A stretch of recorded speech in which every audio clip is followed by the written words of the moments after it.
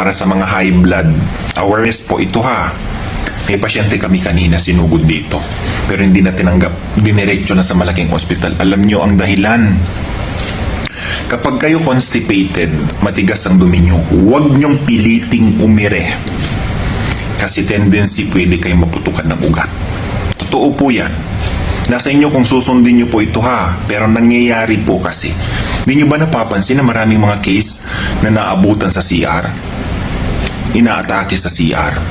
Ganun din kapag kayo pagagising sa umaga, huwag kayo bigla-bigla tatayo. Umupo muna kayo dyan sa kama nyo, unat-unat muna kayo dyan. Stretching muna kayo dyan. Kasi kadalasan pagkagising tayo punta sa CR para umihi o kung ano man ang ano dyan, di ba? Ganun din ang kalagayan kapag ikaw ay tingnan nyo sa mga kababaihan na high blood tapos buntis.